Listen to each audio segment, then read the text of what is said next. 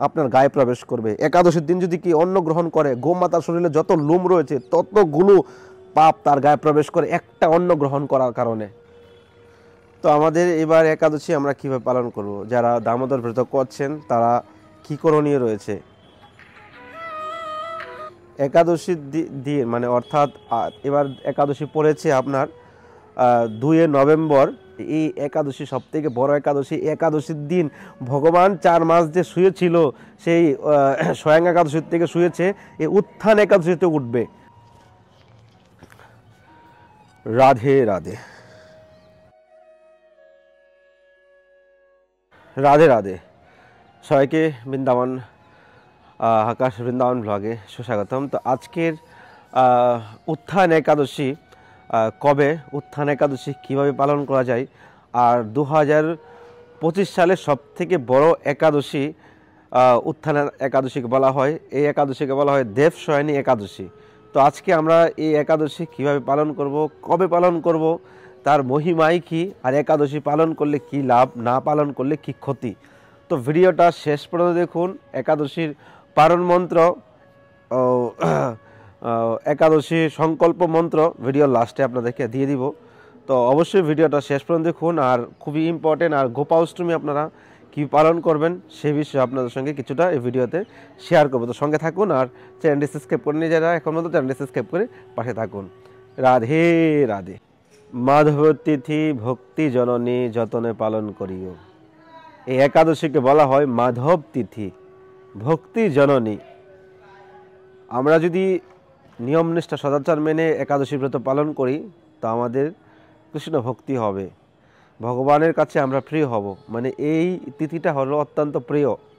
আর এই যে আমরা দামোদর নিয়ম সব ব্রত পালন করছি সেটার অন্ত মানে একাদশীতে এন্ড হয়ে যাচ্ছে, শেষ হয়ে যাচ্ছে। তো হয়তো অনেকে পূর্ণিমা থেকে নিয়েছে, পূর্ণিমা অবধি করে। তো এই একাদশী আমরা কিভাবে পালন করব, তার সঠিক কী নিয়ম রয়েছে। আমাদের সমাজ আজকাল কুসংস্কারে পড়ে আছে। একাদশী ব্রত কী করে পালন করতে, একাদশী কেন করব, অনেকেই বলি আমরা সমাজে বলি কারো মা বাবা মারা গেছে, কারো পিতা মারা গেছে, কারো কেউ চলে গেছে, তাহলে একাদশী নাকি পালন করতে হয়। তো এই যে কুসংস্কারে আমরা ডুবে আছি, এটা কিন্তু আমরা জানি না, কখন আমরা চেষ্টাও করি না জানার। একাদশী আমাদের প্রত্যেকটা সনাতনীদের বাধ্যতামূলক। বলা হয়েছে, বৈষ্ণবগণরা বলে থাকে 8 বছর থেকে 80 বছর বয়স পর্যন্ত একজন ছেলে হোক আর মেয়ে হোক তার বাধ্যতামূলক একাদশী ব্রত পালন করতে হবে। একাদশীতে কোনো অসুস্থ থাকে না। একাদশী যে কোনো পরিস্থিতির মধ্যে থেকে একাদশী ব্রত পালন করা যায়। একাদশীতে আপনার কোনো কঠিন থেকে কঠিন যদি কোনো পরিস্থিতি থাকে তাও আপনি একাদশী ভঙ্গ করতে পারবেন না। বৈষ্ণবের ভজন নিষ্ঠার মধ্যে সবথেকে উত্তম হলো একাদশী ব্রত পালন করা। একাদশীর দ্বারা আপনি জীবনে ভগবানের নিকটে পৌঁছাতে পারবেন। আর যদি বলেন আমি একাদশী পালন করব না, আমি সব কিছু করবো, তাহলে আপনি কখনো ভগবানের নিকটে যেতে পারবেন না। মাধব তিথি ভক্তি জননী, ভগবানের অত্যন্ত প্রিয়। আর এই একাদশীর দ্বারা আমাদের জীবনে ভক্তি উদয় হয়। আর আমরা যদি একাদশী ভুলে যাই, একাদশী না করি, তাহলে আমাদের জীবনে আমরা ভগবানের নিকটে পৌঁছাতে পারবো না। তো আমাদের এবার একাদশী আমরা কীভাবে পালন করব, যারা দামোদর ব্রত করছেন তারা কী করণীয় রয়েছে। একাদশীর দিন মানে অর্থাৎ এবার একাদশী পড়েছে আপনার 2 নভেম্বর রবিবার, উত্থান একাদশী দেবশয়নী একাদশী। এই একাদশী ব্রত আপনারা রবিবার পালন করবেন। যারা পশ্চিমবাংলা রয়েছেন, বাংলাদেশে রয়েছেন, আমরা বৃন্দাবনে রয়েছি, আগরতলা রয়েছেন, একই দিনে একাদশী পড়েছে। তো আপনারা অবশ্যই 2 তারিখে একাদশী আগের দিন যারা নিয়ম সভা করছেন, আমি জানি ম্যাক্সিমাম লোকেরাই নিরামিষ আহার করছেন। আর যারা একবার অত্যন্ত মানে কি বলবো দেখে করতে পারেননি, তারা অবশ্যই আগের দিন নিরামিষ গ্রহণ করে নেবেন 1 তারিখে। আর একাদশীর দিন আপনারা সংকল্প করার জন্য আমি লাস্টে দিয়ে দিব, লিখে দিব, আপনারা ওখানে করে নেবেন। সংকল্প এটাই ভগবানের কাছে প্রার্থনা করবেন, হে প্রভু আমি যেন নিয়ম নিষ্ঠা মেনে সদাচার মেনে একাদশী ব্রত পালন করতে পারি। আমরা যদি শাস্ত্রীয় সিদ্ধান্ত মেনে যদি আমরা ব্রত পালন করি তাহলে অনেক নিয়ম রয়েছে, সেই নিয়ম আমরা পালন করি, অনেকে করি না। 3 বেলা আগে খেয়ে নিচ্ছি আগের দিন, তারপর রাত্রেবেলা পেট ভরে খেয়ে নিচ্ছি, সকালবেলা ঘুম থেকে উঠে আবার একাদশীর অনুপকল্পনা খাচ্ছি, সারাদিন কালে খেয়ে যাচ্ছি। একাদশী তো কী করে হবে? একাদশীর আগের দিন 1 বেলা খেতে হয়। একাদশীর দিন নির্জলা ব্রত করতে হয়। নির্জলা, যারা পারে না ফল আহার করেন, জল আহার করেন। দুধ খান, কিন্তু আমরা অনেকে অনেক কিছু খাই। যাই হোক, আমরাও এখন পরিস্থিতির শিকারে আমরা ফলাহার করি, কিন্তু প্রথম যখন একাদশী ব্রত করছিলাম তখন দেখি আর নির্জলায় করার প্রয়াস করেছিলাম, কিন্তু মঠ মন্দিরে গিয়ে দেখি তারা ফলাহার করে। তো যাই হোক, ওটা তো রয়েছেই। তো এখানে যেটা সঠিক সেটাভাবে যদি পালন করা যায় তাহলে অনেক কিছু ফল আমরা লাভ করতে পারি। আমরা ভজন ভক্তি করছি, আমরা পূর্ণ ভগবানের কৃপা লাভ করতে পারছি না। বলা হয়েছে ভগবানের নাম করলে নেই কুটি, সে একবার কৃষ্ণ নাম নিলে সাধকের সাধ্য নেই, সে তত পাপ করে। তো আমরা শুদ্ধভাবে নাম নিতে পারছি না, শুদ্ধভাবে ভগবানের কাছে সেটা ভজন ভক্তিতে এগোতে পারছি না, শুদ্ধ ভাব সদাচার হচ্ছে না। এই জন্য আগের দিন একবেলা খেতে হয়, একাদশীর দিন নির্জলা, আর যদি না পারেন ফলাহার করেন। বেশি বেশি করে হরিনাম জপ করতে হবে, নিয়ম নিষ্ঠা মেনে আপনার সারাদিনটাকে অতিবাহিত করতে হবে। রাত্রে রাত জাগরণ করার বিধি রয়েছে। তো রাত জাগরণ যদি করতে পারেন সব থেকে বেস্ট। আগের দিন আপনারা নিরামিষ আহার করে নেবেন, আর একাদশীর দিন আপনারা একাদশীর প্রসাদ আপনারা যেরকম ফল আহার বা দুধ আপনারা করতে পারেন, খেতে পারেন। আর একাদশীর দিন আপনারা সারাদিন ভগবানের নাম কীর্তন করতে হবে, ও ভগবানের ধ্যান করতে হবে, হরিনাম জপ করতে হবে, গীতা ভাগবত যার যেরকম সাধ্য আছে আপনারা পাঠ কীর্তন করবেন। আর একাদশীর পরের দিন অর্থাৎ যারা দামোদর ব্রত করেছেন তারা অবশ্যই পরের দিন বৈষ্ণব ভোজন করিয়ে আপনারা অবশ্যই আহার গ্রহণ করবেন।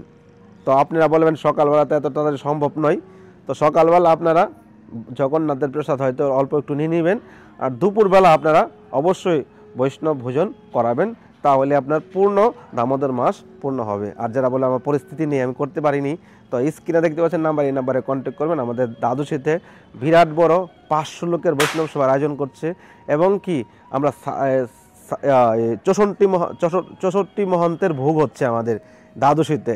64 মহন্তের ভোগ প্লাস 4 থেকে 500 বৈষ্ণব সেবা হবে টোটাল। তো অনেক বড় অ্যামাউন্টের প্রয়োজন। যদি আপনারা যদি কেউ সবাই যুক্ত হতে চান তো স্ক্রিনের নাম্বারে ফোনপে গুগল পে করতে পারেন, আর যদি কন্ট্যাক্ট করতে চান এই নাম্বারে কন্ট্যাক্ট করবেন। তো এটা আপনাদের বলে দিলাম। আর একাদশীর দিন একাদশী পালন করবেন, দ্বাদশীতে আপনারা বৈষ্ণব ভোজন তো আপনারা বলে দিলাম কি করবেন। আর একাদশী পালন করলে কি হয়, এই একাদশী সবথেকে বড় একাদশী। একাদশীর দিন ভগবান 4 মাস যে শুয়েছিল, সেই স্বয়ং একাদশীর থেকে শুয়েছে, এই উত্থান একাদশীতে উঠবে। আর এই দিনেই তুলসী শালিগ্রামের বিবাহ হয়। বৃন্দাবনে মন্দিরে মন্দিরে তুলসী শালিগ্রামের বিবাহ হবে, অর্থাৎ ভগবান কত লীলা করেছে, কত লীলা তো এখানে সব কিছু বর্ণনা করা সম্ভব নয় ছোট্ট ভিডিওর মাধ্যমে। ভগবানের অত্যন্ত প্রিয় হলো তুলসী দেবী। তুলসী দেবী একজন ভক্ত ছিলেন, তো অনেক বড় লীলা আছে। তারপর তুলসী দেবীর সেই শঙ্করচূড় নামে একজন রাক্ষস ছিলেন, সেই রাক্ষসের দ্বারাই তার সঙ্গে বিবাহ হয়েছিল। তারপর ভগবান সে লীলা করে তাকে সে বরপ্রাপ্তি হয়েছিল, তাকে মারতে পারবে না কেউ।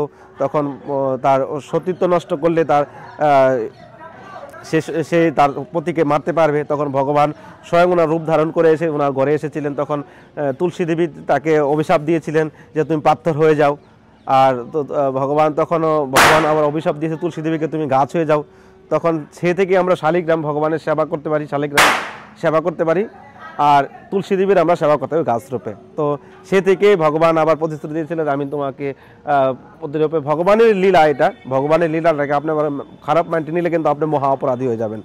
তো তার থেকেই ভগবান এই তুলসী শালিগ্রামের বিবাহ হয় উত্থান একাদশীতে। তো আপনারা ঘরে যদি গোপাল থাকে বা শালিগ্রাম থাকে তো ওই দিন তুলসী বেশি বেশি করে চড়াবেন। আর গোপালের সামনে তুলসী দেবীকে নিয়ে এসে আপনারা যেরকম বৈদিকভাবে আমাদের কালচারে বিবাহ হয় সেরকম কিন্তু এখানে বিবাহ হয়। তো খুবই সুন্দর অনুষ্ঠান হয়। আপনারা যদি সেই ভিডিও আপনারা দেখতে চান তো আকাশ বৃন্দাবন ব্লগে আপনারা দেখতে পাবেন। অন্য কারো ভিডিও আপনি পাবেন না এইসব বিবাহ ভিডিও, আমি প্রতি বছর আপনাদেরকে করিয়ে থাকি। তো সেরকমভাবে আপনার একাদশী ব্রত পালন করে ওই দিন একাদশীর দিন আপনারা তুলসী শালিগ্রাম বিবাহ দিতে পারেন ভগবানের সঙ্গে তুলসী দেবীর। তো খুবই আনন্দ হয়। আর একাদশী করলে আমরা ভগবানের প্রিয় হব, আমাদের আগের জন্মে যত পাপ রয়েছে সমস্ত পাপ থেকে মুক্তি হয়।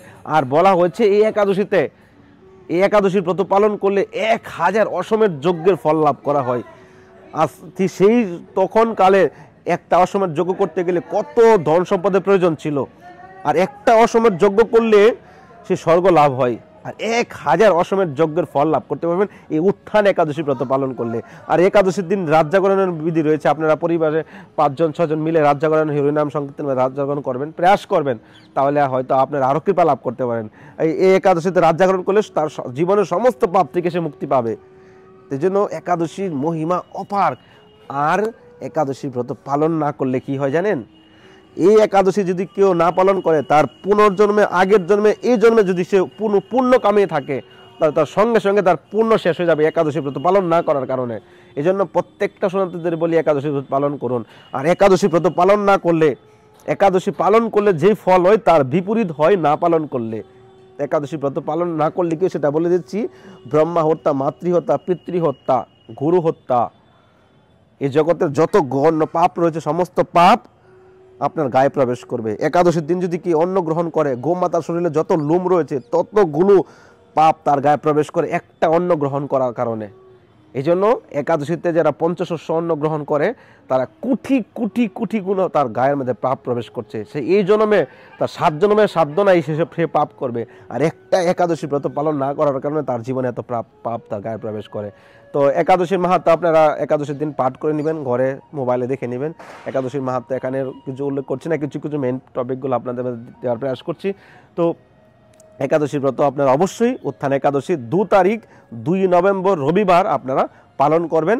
আর 3 তারিখ আপনারা সোমবার আপনারা যার যার জায়গা থেকে নির্দিষ্ট টাইমে আপনারা পালন করে নেবেন। সূর্য উদয়ের পরে একটা টাইম থেকে আমি লাস্টে দিব, আপনারা দেখে নেবেন, ওই টাইমে আপনারা পালন করে নেবেন। তো এই হলো একাদশীর কিছু জানকারি আপনাদের দেওয়ার প্রয়াস করছি। আপনারা যদি আরও জানতে চান তো আমার সঙ্গে কন্ট্যাক্ট করতে পারেন। তো ভালো থাকুন, সুস্থ থাকুন, রাধে রাধে।